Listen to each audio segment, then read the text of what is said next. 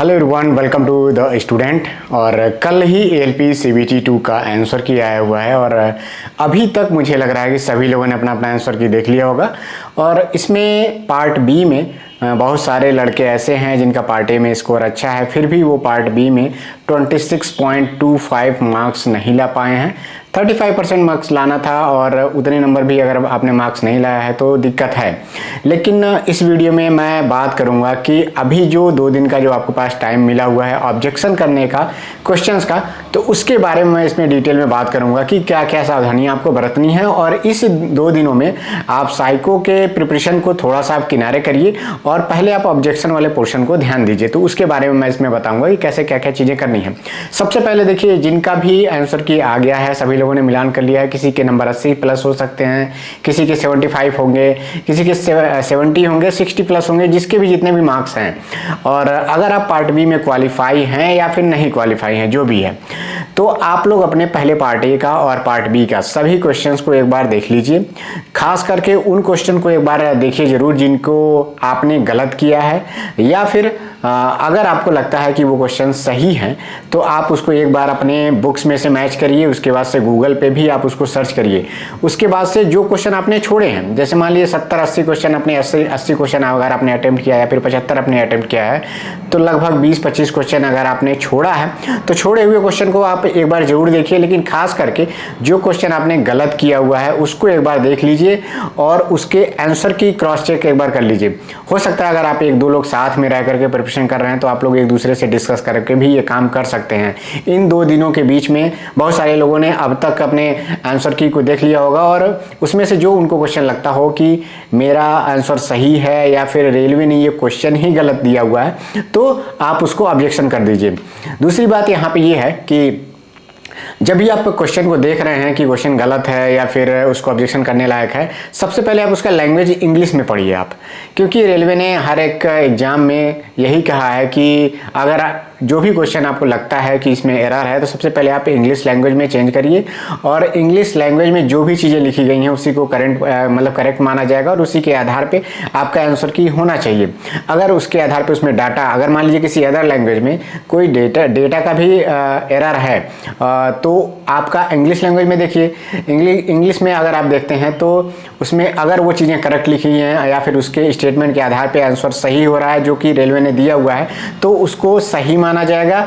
वो ऑब्जेक्शन करने पे आपको उसके मार्क्स नहीं मिलेंगे, क्योंकि रेलवे ने पहले ही कहा है कि इंग्लिश में जो चीज़ें दी हुई हैं उसी को करेक्ट माना जाएगा, उसी के आधार पर चीज़ें चेंज की जाएंगी या फिर उसी को आधार पर चेक किया जाएगा। तो ये काम सबसे पहले आपको करना है। दूसरा काम ये करना है कि अगर आप कोई क्वेश्चन आपने आंसर गलत किया, जैसे मान लीजिए आपने आंसर मारा है बी और रेलवे ने जो आंसर दिया हुआ है वो डी दे दिया है गलती से। रेलवे वाला आंसर अगर गलत है, आपको लगता है कि मैंने जो बी मार्क किया हुआ है वो ऑप्शन सही है, तो आप उसको ऑब्जेक्शन कर सकते हैं। रेलवे उसको करेक्ट करके बी को करेक्ट करेगा और उसको सही मानेगा। दूसरा बात क्या है कि अगर मान लीजिए कोई क्वेश्चन आपने देखा, उसको आपने अटेम्प्ट ही नहीं किया हुआ है और उसमें क्या है कि रेलवे ने आज आंसर की दिया और उसमें उन्होंने डी को सही आंसर माना है, लेकिन सही आंसर बी है और आपने उसको अटेम्प्ट ही नहीं किया है, तो रेलवे अगर उसको करेक्ट करके बी को करेक्ट कर भी देता है दोबारा रिजल्ट आने पे, तो आपने उसको अगर अटेम्प्ट नहीं किया तो आपको आंसर नहीं मिलेगा। अगर क्वेश्चन गलत है, ठीक है, तो आपको उसका फ़ायदा मिलेगा। लेकिन ऐसा नहीं है कि अगर उसने ऑप्शन को गलत उसमें मार्क कर दिया है या फिर आपने अटेम्प्ट नहीं किया है उसको, तो वो आपको नहीं मिलेगा, उसका मतलब फ़ायदा आपको नहीं मिलेगा। इसके बाद से एक सवाल और भी कई लोग पूछ रहे हैं कि अगर मान लीजिए कि मैंने ऑब्जेक्शन किया, 2 ही क्वेश्चन ऑब्जेक्शन कर पाया और मेरे पेपर में कम से कम 3 क्वेश्चन और या फिर 2 क्वेश्चन और ऑब्जेक्शन करने लायक था, तो मैंने उसको अगर ऑब्जेक्शन नहीं किया है, तो अगर किसी और स्टूडेंट ने भी उसको ऑब्जेक्शन किया है, रेलवे ने देखा, तो ऐसा नहीं है कि आपको फ़ायदा नहीं मिलेगा। उसने भी अगर ऑब्जेक्शन किया है तो आपने नहीं भी किया है तब भी आपको एडवांटेज, अगर उसका फ़ायदा मिलना होगा तो आपको ज़रूर मिलेगा। अगर कोई क्वेश्चन इग्नोर होता है, जैसे मान लीजिए पार्ट बी में 75 क्वेश्चन आ रहे हैं और 2 क्वेश्चन को मान लीजिए रेलवे ने पूरी तरह से इग्नोर कर दिया कि एकदम ही एरर था, इसमें एकदम गलत है, तो उसका जो आपका मेरिट बनेगा 73 नंबर के मार्क्स के आधार पर बनेगा और उसके आधार से पे वो प्रोरेटेड करके आपका नंबर वो लोग उसको आपके नंबर में को फ़ायदा होगा, अगर क्वेश्चन इग्नोर होगा तो आपको बेनिफिट जरूर मिलेगा। अगर 1-2 नंबर से आप रह भी जा रहे हैं तो उसमें हो सकता है आप क्वालिफाई हो जाएं।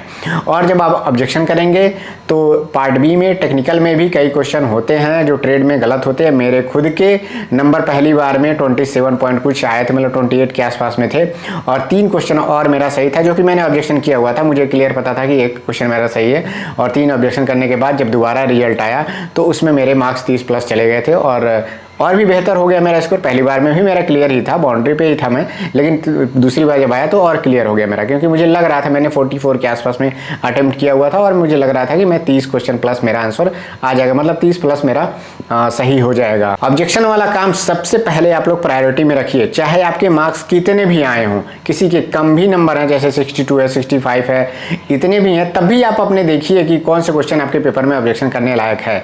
जितने भी लोग साथ में प्रिपरेशन कर रहे हैं एक दूसरे की मदद जरूर करिए। द स्टूडेंट के टेलीग्राम ग्रुप से भी जुड़ करके आप अपना जो भी ऑब्जेक्शन वाले क्वेश्चन हैं उसका स्क्रीनशॉट आप वहां पे पोस्ट कर दीजिए। जिनको भी जो आंसर पता होगा वहां पे आप लोग डिस्कस करके तो आप लोग इसको पहले ही अपलोड कर दीजिए। ये काम बहुत जरूरी है, इसलिए मैं ये वीडियो बना रहा हूँ। बाकी साइको की प्रिपरेशन के लिए कल से मैं वीडियो अपलोड करना शुरू कर दूंगा। जितने भी बैटरी टेस्ट हैं, कैसे साइको की तैयारी मुझे शुरू करनी चाहिए, सब चीज़ों को मैं एक एक चेक करके बताऊंगा। तो आप लोग एक बार जरूर आप द स्टूडेंट को सब्सक्राइब जरूर कर लीजिए। देखिए आप वीडियो कहीं से भी देखिए, चाहे ऑनलाइन करिए चाहे ऑफलाइन कोर्स करिए, आपको मदद मिलनी चाहिए।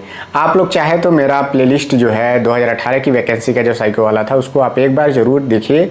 उसका लिंक मैं नीचे इसी वीडियो के डिस्क्रिप्शन में दे रहा हूँ, वहाँ पे जाकर के आप जरूर देख लीजिए। तो मिलते हैं नेक्स्ट वीडियो में। Thank you, all the best.